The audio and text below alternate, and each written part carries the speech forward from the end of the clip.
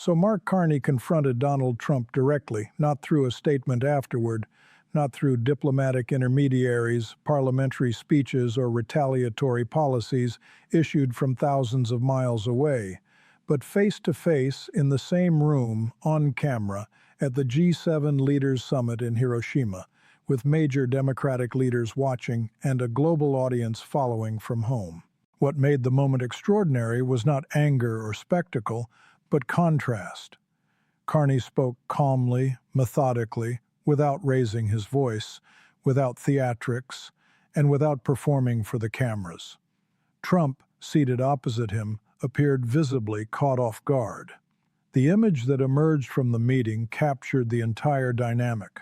Carney leaning slightly forward with a bound document open in front of him, Trump sitting still, processing something he had not expected and was not ready to answer. In that instant, the issue was no longer only the trade war. It became a broader question of who actually possessed command and who was simply projecting it.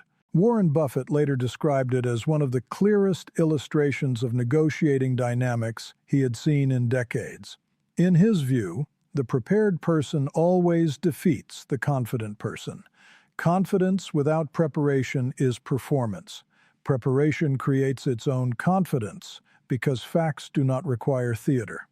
That principle explains the encounter more clearly than any headline.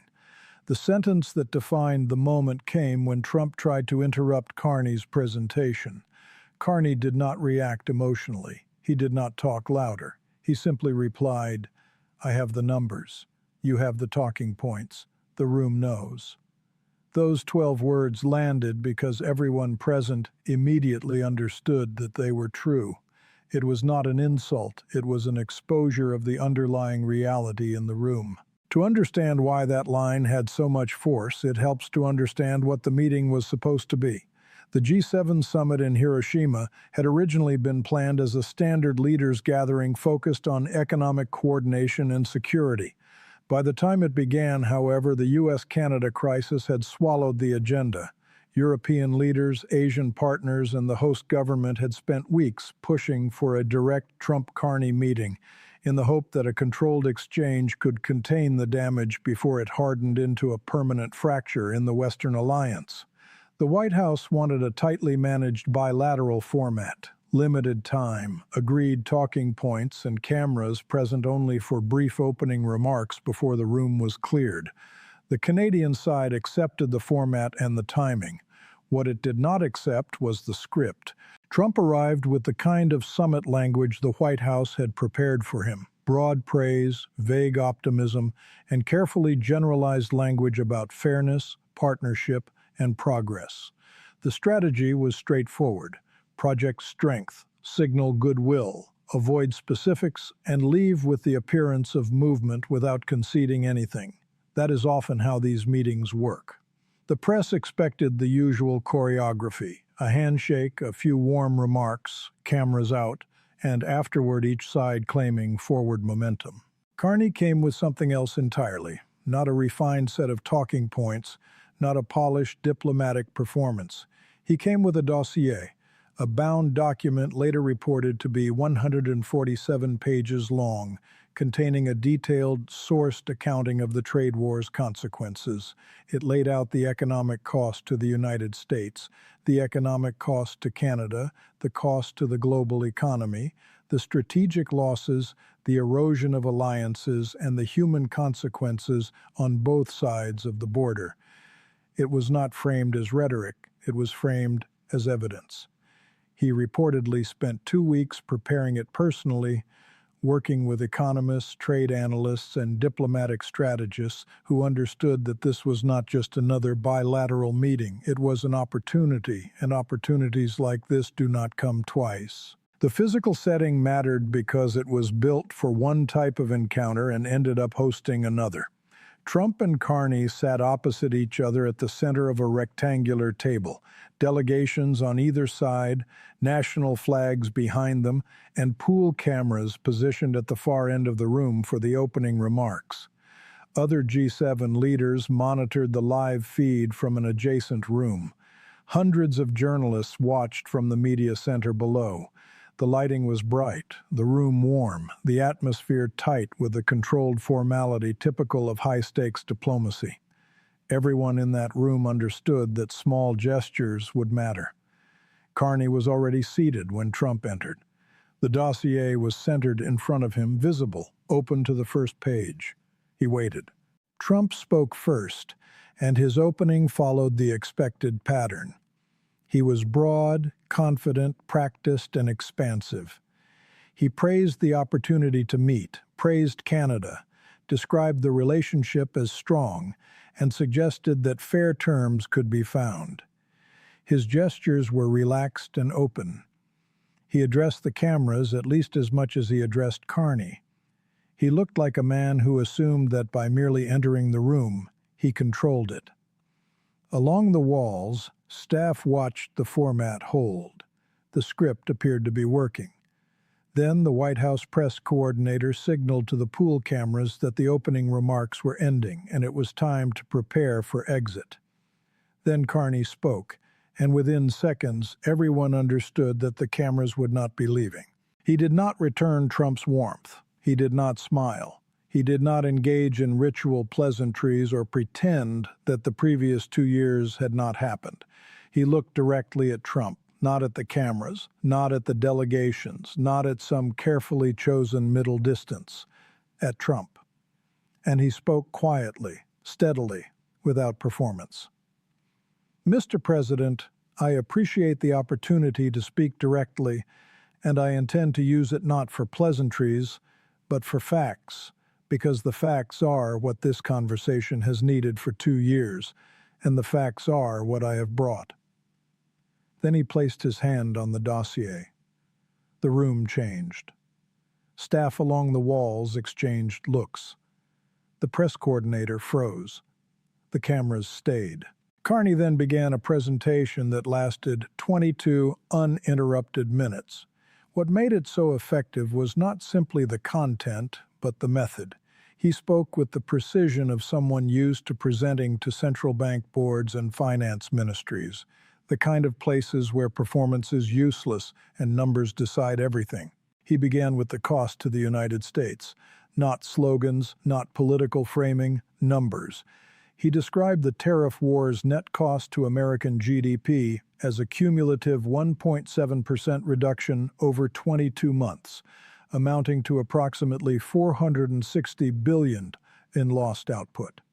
He detailed the cost of energy suspensions to American border states, $14.3 billion in emergency procurement, grid stabilization, and disruption in the first 90 days alone.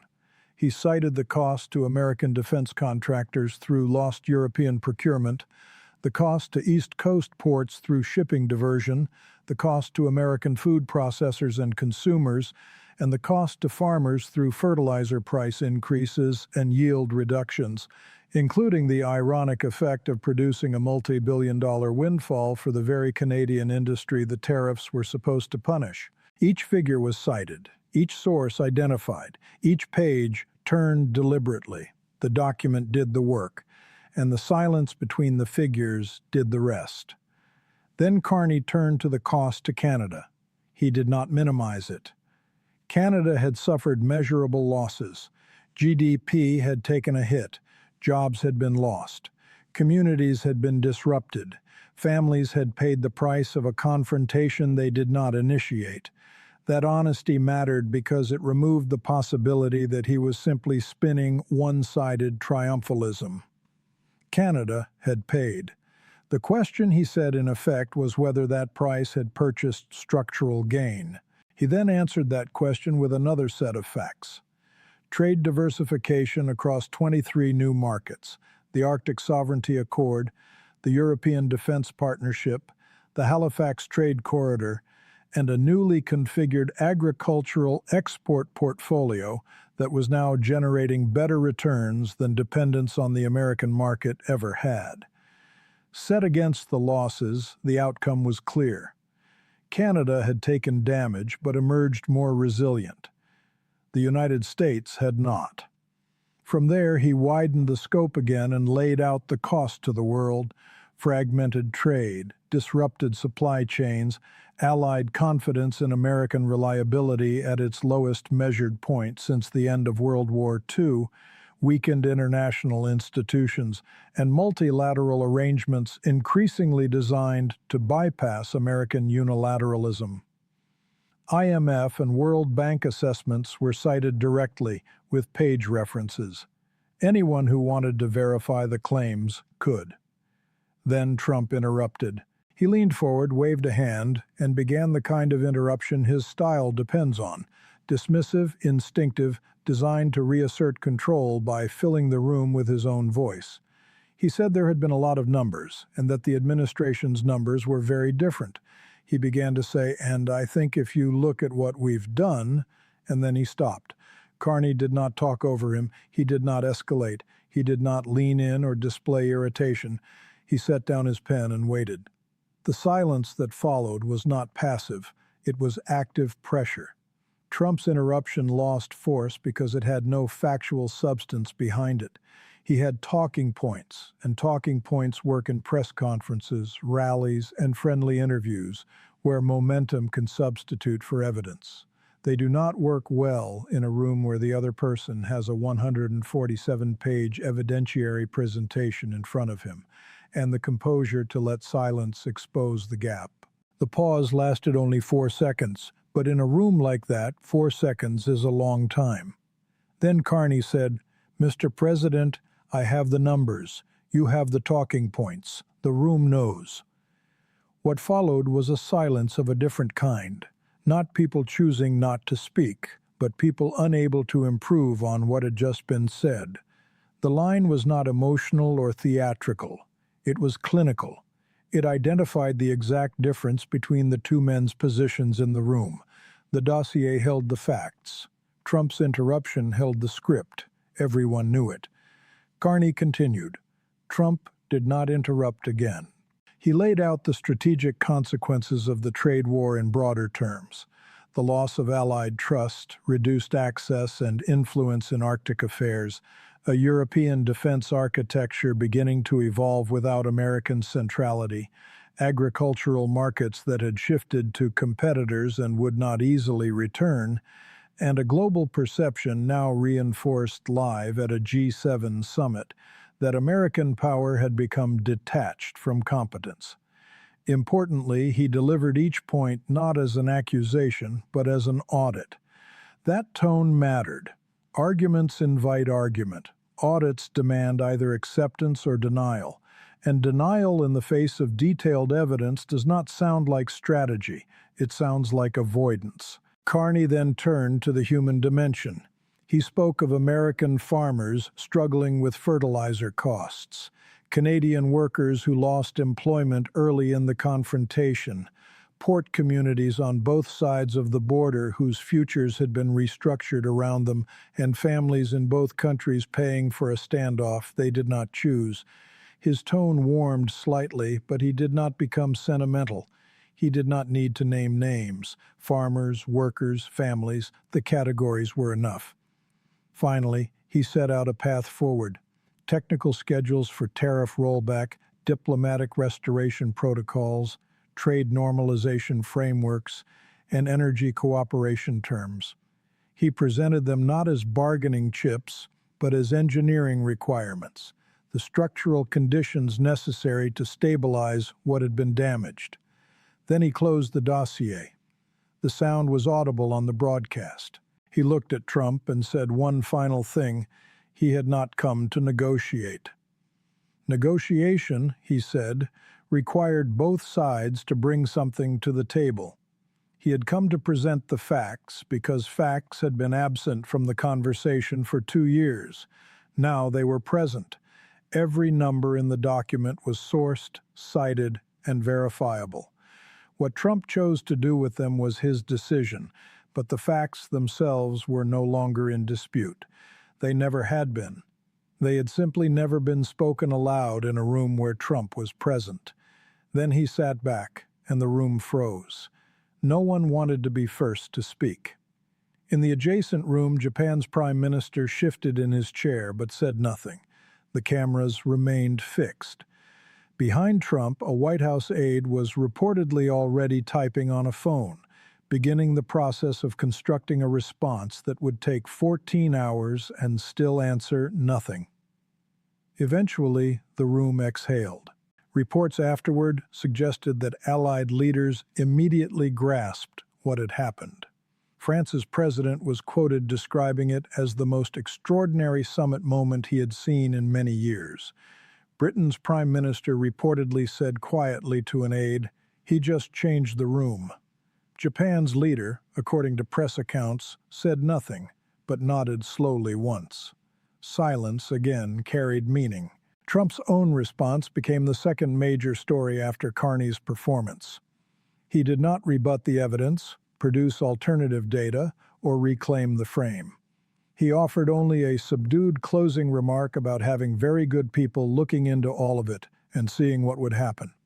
Compared to his opening, the change in tone was striking. The expansive confidence was gone.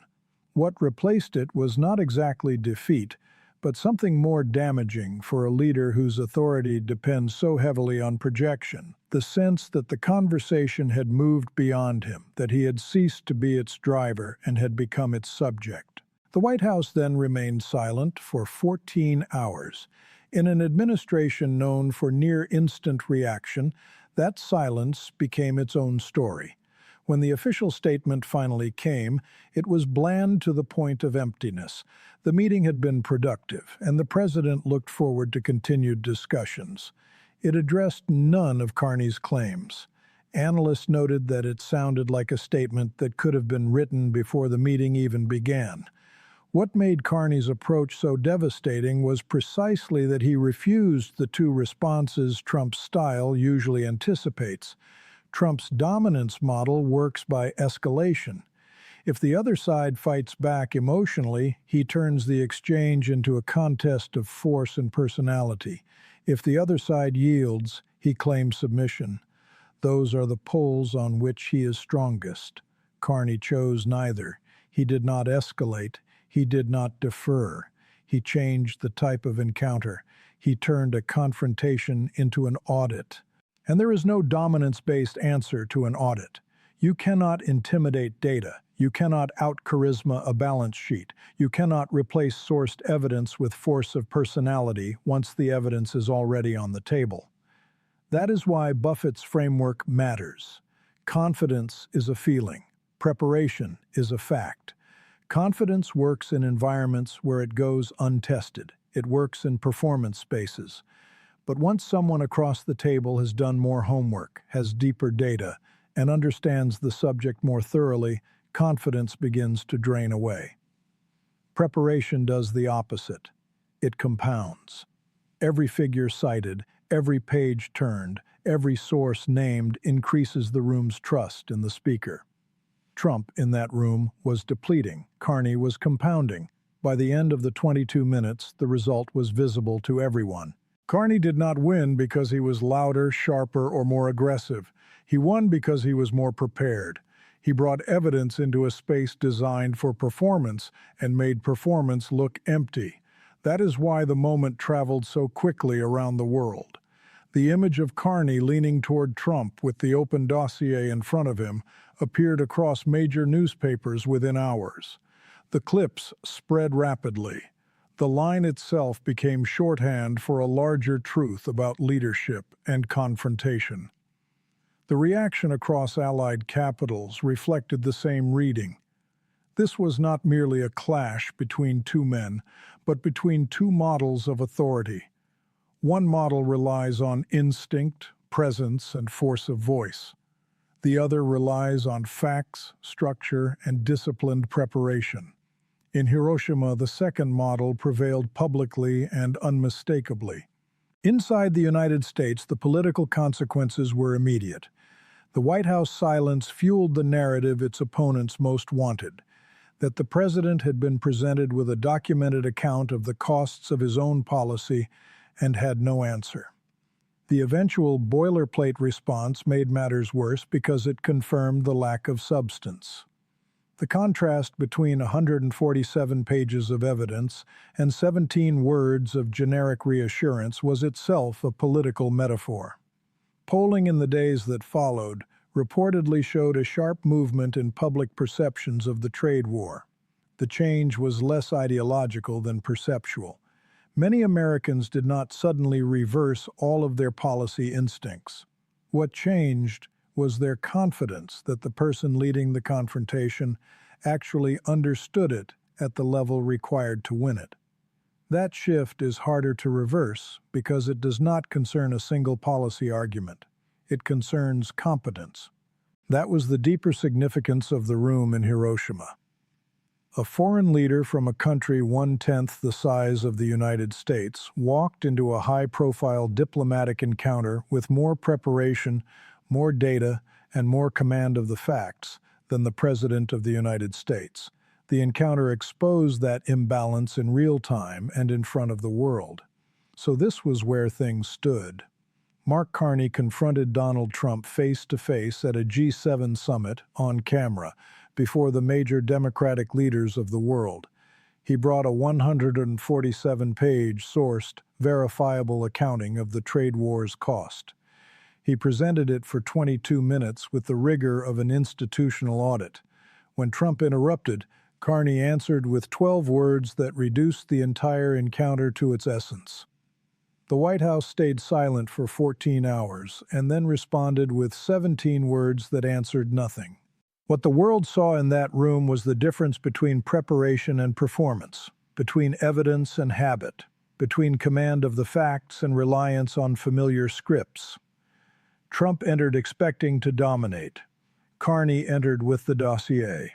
Trump left in silence.